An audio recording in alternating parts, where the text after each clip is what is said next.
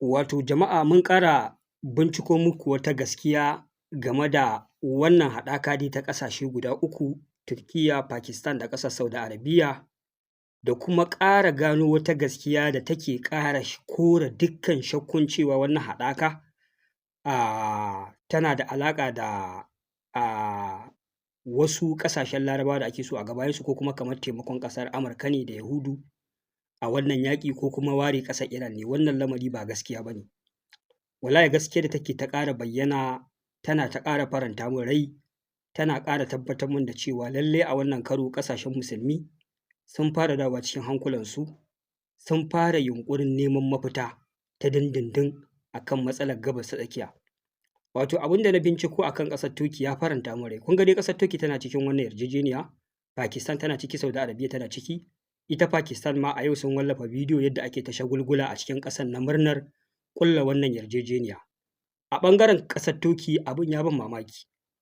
Wato jama'a, ƙasar Turki tana tare da Iran 100% ta ƙarƙashin ƙasa ma tana goyon bayan ƙasar Iran ta yi nasara a kan Yahudu da ƙasar Amurka. Mutane za su yi mamaki, ba za su yi mamaki ba, ga waɗanda suka san kan siyasar duniya suke bin labarai, ba za su yi mamaki ba. Mu kanmu a cikin labaran da muke kawo muku, da kuna ɗaukan wasu gaɓoɓi kuna dawo da su daidai wannan lokacin, za ku gane gaskiyar inda aka dosa. Wato ƙasar Turki tana cikin ƙungiyar NATO, amma kasancewarta a cikin ƙungiyar NATO ta san cewa ba ta tsira daga sharrin Amurka ba, ba ta tsira daga sharrin ƙasar Yahudu ba. Ta san cewa duk ran da ƙasar Yahudu ta karkato kan ƙasarta, to wallahi waɗannan mutanen juya mata baya za su yi, duk abin da zai faru sai dai ya faru a kanta. Dalili kuwa shi ne, kada ku manta a 'yan kwanakin nan ɗaya daga cikin defense minister na ƙasar Yahudu, babu wani ɓoye-ɓoye, kawai ya fito ya faɗi ajandarsu ta cewa bayan sun gama da ƙasar Iran, Turki ce next target ɗinsu. Banda nan a 'yan kwanakin nan ƙasar Turki ta buƙaci ƙasar Amurka ta saida mata da jirage na F-35 fighter jet, wanda ƙasar Amurka an fara shirye-shiryen ƙulla wannan yarjejeniya. Ƙasar Turki za ta sai waɗannan jirage, ƙasar Yahudu ta rugo da gudu ta ƙi yadda a saida ma da ƙasar Turki waɗannan jirage. Amma fa ita ƙasar Yahudu tana da waɗannan jirage, su ne ma na farko-farko da aka fara saida ma da waɗannan jirage. Kun ga kenan ƙasar Yahudu a ƙasar Turki tana sane da cewa duka waɗannan ƙasashen guda biyu maƙiyanta ne, kawai dai suna amfani da ita ne don biyan buƙatar kansu. To ita ma lokaci ya yi da ya kamata ta fara karkata gurin 'yan uwanta musulmai. Ma'ana a nan tana tare da ƙasar Amurka 100%, amma idan abu ya taso wanda za a taimake ta a harkar soja, ba za a taimake ta ba, amma za a taimaki wacce take shirin ƙona mata ƙasa, take shirin hallaka ta. Ko kun san ba mahaukata ba ne, sun san me suke yi, saboda haka sun san mutanen nan guda biyu maƙiyansu ne, amma suna ci gaba da hulɗa da su a siyasance, amma ta ƙarƙashin ƙasa fa suna goyon bayan ƙasar Iran akan yaƙin da take yi da ƙasar Yahudu, kuma ba za ta taɓa bari ƙasar Yahudu ta yi nasara a kan ƙasar Iran ba, domin idan ƙasar Yahudu ta yi nasara a kan ƙasar Iran, ta san wane ne next, ita ce, kuma yadda aka taimake ta yi nasara a kan ƙasar Iran, haka za a taimake ta yi nasara a kan ƙasar Yahudu. Saboda haka wannan abubuwan sun fito muku fili, na san kun fahimci inda aka dosa. Ita kanta ƙasar Saudi Arabia, gaɓar da ta ƙara bayyana cewa wannan military alliance ɗin suna so su kewaye ne daga ƙasar Yahudu da ƙasar Amurka. A 'yan kwanakin nan ƙasar Saudi Arabia duk irin ɗimbin hannun jarin da take zubawa a cikin ƙasar Amurka fa, da irin biyayya da ladabi da take ma ƙasar Amurka, ta buƙaci a ba ta izini ta fara tace uranium, ta yi peaceful nuclear program, har ƙasar Amurka ta fara ƙoƙarin amincewa, ƙasar Yahudu ta rugo da gudu ta shiga, ta ce ba za a yi wannan yarjejeniya ba, ta lalata wannan yarjejeniya. Aka ce idan ƙasar Saudi Arabia tana so a ba ta dama ta yi peaceful nuclear program, sai ta yadda za ta yi normalizing ɗin relationship tsakaninta da ƙasar Yahudu. Jama'a, wannan gaɓar ta ƙara fito muku da fili, ta ƙara haska muku da komai, wanda ƙasar Saudi Arabia ta yi calculation ta ga duk irin hannun jari, duk irin sansaninku da ke ƙasata, wanda misali yadda kuke da sansani, ko da wani abu Saudi Arabia take ƙoƙarin ƙullawa, ai idansu na kai. Mutanen nan ba sa cikin ƙasarka fa, amma duk motsin wani abu a cikin ƙasarka suna kallon shi ta sama. Balantana kuma suna sansani a cikin ƙasarka, ai wannan sansanin shine idonsu. Saboda haka idan da a ce ƙasar Saudi Arabia tana son ta fara tace uranium ne don ta yi wani abu mummuna, to ƙasar Amurka ita za ta riga fara kowa riga kowa sanin wannan yunƙuri, domin ba ta da sansani a ƙasar Iran, amma kuma motsin duka abubuwan da yake faruwa na yunƙurin ƙasar Iran na cigaba da tace uranium yana kan idonta, ina kuma ƙasar take da sansani take da access da shiga cikin ƙasar. Saboda haka ita ma ƙasar Saudiya a ƙarshe sun fara fahimtar gaskiya cewa fa mutanen nan dama already sun sani, sai dai kun san suna musu biyayya ne saboda kare mulkinsu da wasu abubuwa, amma sun sani fa waɗannan mutanen ba masoyansu ba ne ta kowace irin hanya. Babu girman biyayya da ladabi da ɗimbin dukiyar da za ka ba su, a ƙarshe su dawo ɓangarenka su juya ma 'yan uwansu baya, ba zai yiwu ba. Inda a ce zuba hannun jari ne ko kyakkyawar alaƙa yake sa ka zama ɗan lelen ƙasar Amurka, to da duk duniya babu ƙasar da ya kamata ta zama ɗan lelen ƙasar Amurka. A ba ta dama ta mallaki kowane irin makami, kai ko makamin nukiliyan ne ya kamata a ba ta dama ta mallaka, saboda irin biyayya da take yi. Ku duba hannun jarin da ta zuba na dala tiriliyan ɗaya ba a taɓa sawa ba. Ku duba katafaren iya-base ɗin ƙasar Amurka a cikin ƙasarta. Ba ta ma ƙasar Amurka a rashin ladabi, amma ƙasar Amurka ta yarda Yahudu ta mallaki makamin nukiliya kuma tana da shi. Amma ita Saudi Arabia duk da irin wannan alaƙar ta tace uranium 30% peaceful program, amma ba su yadda ba. Jama'a ai duk uban da ya yadda ya haɗa kai da wani maƙiyin addinin sa ya ce yana neman nasara, billahi lazi la ilaha illa huwa har abada ba za ka yi nasara. Wannan ita ce gaskiyar da kowa ya san ta yake ɓoyewa. Ita ce abin da kullum mukan zo mu bayani, wani ya ga kamar muna attacking ɗin ƙasar Saudiya ne, kuma muna attacking ɗin wasu ƙasashe ne. Ina ba haka ba ne. Kai daga kallon waɗannan abubuwan da muke zuwa muna fito maka da su, kai ka san me muke nufi, kuma ka san wallahi inda gaskiya take. Sai dai in ka ƙi karɓanta saboda wani abu na son zuciya, domin shi son zuciya babu inda baya kai mutum. Mutum yana iya ganin gaskiya kawai saboda son zuciya ya ce shi ba gaskiya ba ce, ƙarya ce. Yana iya ganin fari ya ce ba fari ba ne, baƙi ne. Ba yadda za ka yi da shi, haka za ka haƙura da shi. Amma mu dai muna iya bakin ƙoƙarinmu ne mu fito da abubuwa yadda suke, gwargwadon yadda za ka fahimci abin da muke nufi da inda muka dosa.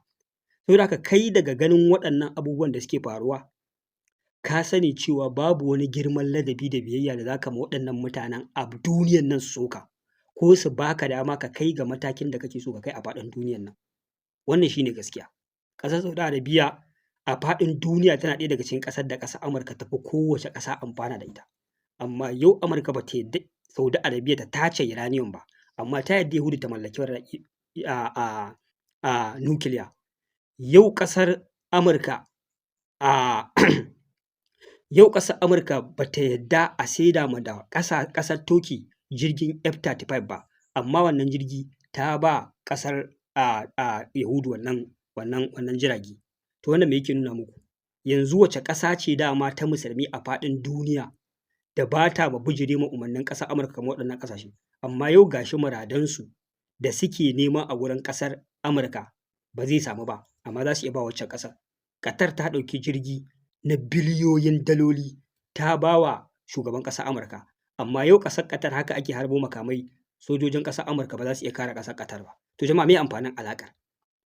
Ku faɗa mana me amfanin alaƙa? Alaƙar ba ta da wani amfani a faɗin duniyan nan, illa iyaka wannan matakin da ƙasashen suka fara ɗauka, wallahi shine mafita, shine tsirarsu.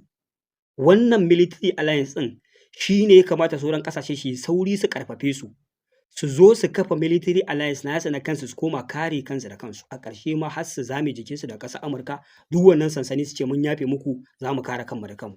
Shikenan fa, very simple. Sannan har su zo su fara ƙalubalantar zaluncin da ake yi ma ƙasashensu ɗaya bayan sun yi ƙarfi. Domin yaƙi baya yiwuwa sai kana da ƙarfi, sai kana da makamai. Duk yadda kake jin cewa ka organizing ɗin kanka za ka yi faɗa da wani, idan ya fi ka ƙarfi da kayan aiki, yanda ka san a yi faɗa da mazuru da kaza a gari, haka zai ragargaza ka bayar da ka iya. Amma idan ka je ka shirya ka tanaji makamai kwatankwacin irin wanda suke da su, idan suka ce kule ka ce cas, sai ga an zo ana a zo a teburin sulhu. Kamar yadda Iran ta musu, ai abin da suka so su tattake Iran ɗin, su fatattaka ta, su cire shugaban ƙasa, su ɗora nasu, a rusa ƙasar gabaki ɗaya, ba yadda kuka iya. To amma me ya faru? Da suka fara sai ga sun ce kule, an ce musu cas, yanzu a kan me ake? Kan teburin sulhu. To ku kaddara yau duniyar musulman Larabawa ne suka yi irin wannan ƙarfin. Ana ce musu kule su ce cas, ana nuna yatsa su nuna, me zai faru? Ai sai ku zo ana cewa to a mawana adalci, ƙasa kaza ku daina kashe su, a yanzu an daidaita, can an yi boda, wannan ƙasar tana cin gashin kanta, akwai shugaban ƙasa, ba wanda ya haura ya zalunce su. Period, fa mutane sun tsira. Very simple logic. idan kai musulmin kirki ne kar ka shiga cikin munafukai masu son a farraka komai a ce ai wannan ai military alliance ɗin ai kaza ake so a yi ai ta jujjuya maganganu ana so ai kwasin ɗin abin ai ta munanan addu'o'i abin ma ya zo ya ƙi nasara. Ni na rasa gane kan wace irin al'umma muke ciki jama'a. Wai kowa ya gaya muku a za a iya nasara babu haɗin kai. Duk wanda yake so ya nasara a faɗin duniyan nan sai ya yi haɗin kai. Haka ƙa'idar take, kai kaɗai ba za ka yi nasara ba. Mutanen nan kafirai ne amma suka yi haɗin kai suke nasara akan al'umma. To ta yaya kai musulmi ana cewa ku haɗa kai ku kuma nemo fitintunu kuke yi da bala'e ta yadda ba za a yi nasara ba. Wannan irin al'umma muke ciki. Wato ka duba fa lamarin nan wani yanki yake shafa. Amma alaƙa ta musulunci da take tsakaninmu da su muke jin ba daɗi, muke zuwa muna irin wannan maganganun, muna ƙara fahimtar da al'ummar musulmi wannan matsaltsalan da ya janyo asara a gabas ta tsakiya, wanda idan aka ɗinke wannan barakar za a yi nasara. Mu kanmu 'yan Afirka, 'yan Najeriya, duk idan muka fahimci yadda tsarin yake, muka kawar da waɗannan matsaltsalan, za ku zo ku ga duk wata fitina da annoba ta daina shafan mu. Yanzu duk ƙungiyoyin ta'addancin nan da muke fama da su, duk ba rashin haɗin kai ba ne. Yau da duniyar musulunci a haɗe take ko da a ce muna da bambancin aƙida, duka waɗannan mutanen ba za a erasing ɗinsu ba? Za a erasing ɗinsu. Amma yau rashin haɗin kai ya janyo shi ne sanadiyyar rashin nasararmu. Yau da an kai matakin da yau wata 'yan ƙungiya da wani bala'i zai afka musu na kisan gilla, wani murna zai zo yana an kashe 'yan ƙungiya kaza. Wallahi abin da zai faru kenan. To inda kana da hankali a yankin arewacin Najeriya kaɗai, yau a ce a yankin da kake a zo a samu mabiya addinin Kiristoci ba a musu laifin ba su laifin komai ba a musu muguwar kisan gilla, hankalinka ya kamata ka ya tashi. Idan ka yi murna an kashe su wataran zai iya juyowa kisan akan ka zai kasance. Haka ma a ɓangaren aƙida yake. Idan ka yi murna wata aƙidar an shafe ta, wallahi wataran kai kanka za a dawo kan taka domin asalin masu rarraba mu ɗin dukanmu ne target ɗinsu, ba wata ƙungiya ko wata aƙida ba. Ka fahimci wannan, ka fahimta da kyau. Amma lokacin da suke so su yi nasara a kanmu, za su shigo da riga aƙidar su raba mu saboda kar mu dunƙule mu yaƙe su. Amma in suka fasa mu, to za su ringa bin mu ɗaya bayan ɗaya suna erasing ɗinmu. To haka ƙa'ida, haka suke a gabas ta tsakiya. Sun raba Saudi Arabia da Iran, sun raba a Pakistan da kaza, sun raba kaza da kaza, to sai su bi ku ɗaya bayan ɗaya su rinƙa fatattaka ku. Yanzu Yahudu me take yi? Yanzu Yahudu idan tana yaƙar wata ƙasa, sai a kalli ƙasar 'yan wani aƙida ne, sai a ce to ba ruwanmu kawai su kashe su.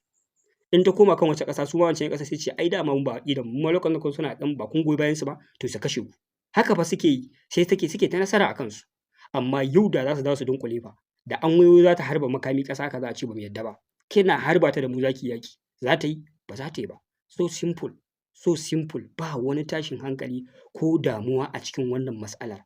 Amma sai ka ga mutane tutsu suke, bore suke, kaucewa suke, su ba su yadda ba, su ba za a yi ba, mu ba za mu haɗa kai da su wane ba, mu ba za mu yi kaza ba. Ba nasara a cikin wannan tafiya. Shi ne gaskiya. Ya Allah muna roƙonka ka ƙara ɗaukaka addinin musulunci da musulmai, ka haɗa kan al'ummar mu baki ɗaya, ka karya zalunci da azzalumai. Jama'a nan zan dakata, ku biyo mu a bidiyo na gaba. Wassalamu alaikum warahmatullahi.